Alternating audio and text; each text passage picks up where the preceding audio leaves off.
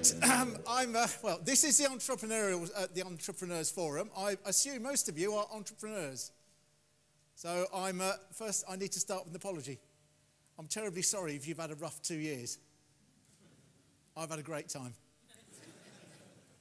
As an economist, I got thoroughly fed up of the previous 16 years of boring, humdrum growth and stability and trying to make it sound interesting.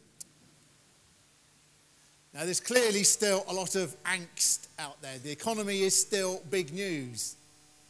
But just cast your mind back a year. Where were we a year, 15 months ago? We were staring financial Armageddon in the face, not just here, but around the world. In the wake of the crisis of October 2008, economic activity fell off the proverbial cliff. And make no mistake, we did come close to grief. And the more of these TV documentaries that get made about the events of 2008, the more apparent it becomes how close we were. So here we go. We're now actually debating whether the economy is in or out of recession. And that may not sound any great deal, but compared with where we were a year ago, that is a vast improvement. And somewhat irks me to say this, but actually, I think the world's politicians and economic policymakers probably deserve a few hearty slaps on the back. So firstly, let's make no mistake, global economy, the big picture, it is recovering. It started recovering 6 months ago. Led, of course, by these large emerging economies, these BRIC economies, especially China, and some of the other big ones, Turkey, India, Brazil, Indonesia, some others like that. For us, though, the most important news is that America is getting back on its feet. It's often forgotten, especially in all this talk about India and China. But America is still by far the world's biggest economy. It is a $14 trillion economy. China is a $4 trillion economy. America is still the biggest. And it's easily the biggest for us. Things with Americans, though, they do half whinge, don't they? I mean, our recession, output falls peak to trough 6%. America, 3%. You think they'd had it twice as bad. But in a sense, they do. Because it's different. They throw people out of work much quicker.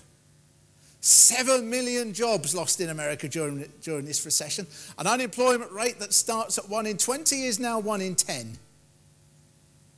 Their recession is only half as deep as ours. But their unemployment rate has gone up twice as much. What about dear old Blighty? How have we fared in this? Why does it seem that we've fared so badly? For the record, the British recession, peak to trough fall in output of 6%. That puts it on a par with what we had in the early 1980s. Our recession, assuming it is now over, lasted for 6 quarters, 18 months. Most other countries got away with 4 or 5 quarters.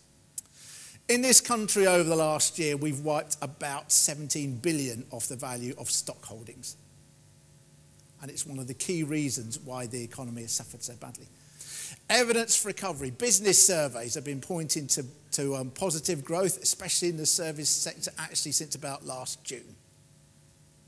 The housing market. You know, we were all looking a year ago at house prices falling by 30 to 40%. In the last year, they've risen about, in the last 6 months, they've risen by about 5%. It may well be a false storm, and it may not go any further from here, and it may all be because houses are in such short supply because nobody wants to sell. But at least we are not now staring down the barrel at massive property losses. The Jeremiahs who said we'd have 3 to 4 million unemployed turned out to be wrong. Unemployment is going to peak at about 2.5 million, which isn't great, but it's nothing like as bad as we thought it would be. Does that mean it's all finished? Does that mean we're out of the woods? No, it does not. There are lots of pitfalls on the road to recovery. And those pitfalls stem in large measure from the fact that we threw the kitchen sink to sort this out. So the big issues now confront our policymakers. Interest rates have been slashed around the world. Us, the Americans, one or two others have done the funny money. When did you start putting interest rates up? How quickly did you do it? When did you start to take the funny money out? How quickly did you do it?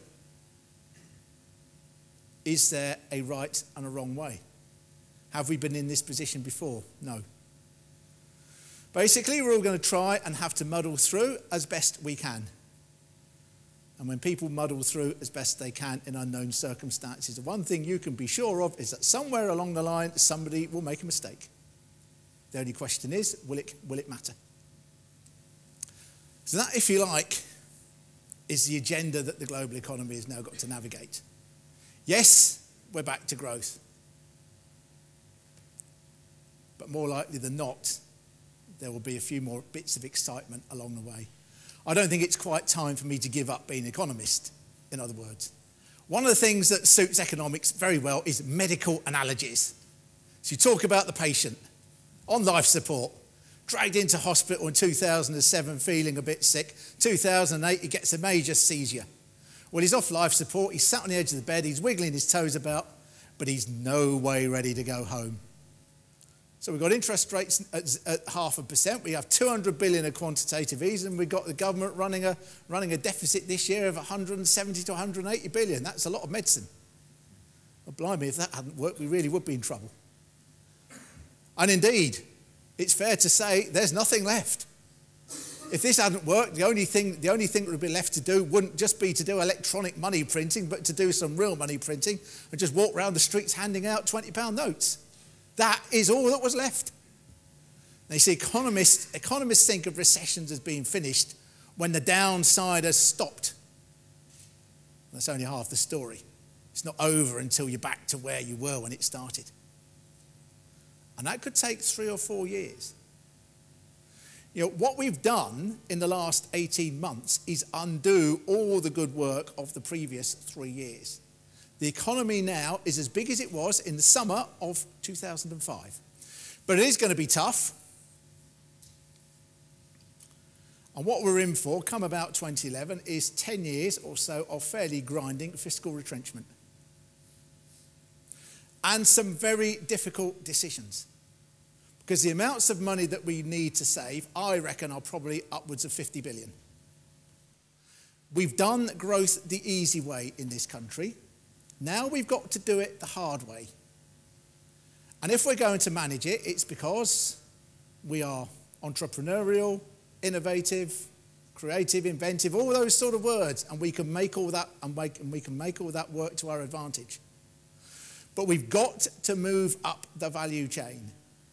We've got to be more competitive in world markets. And I cannot be certain that it's something we can achieve. If we don't, this will be a rather grimmer economic landscape of slower growth that will create fewer jobs.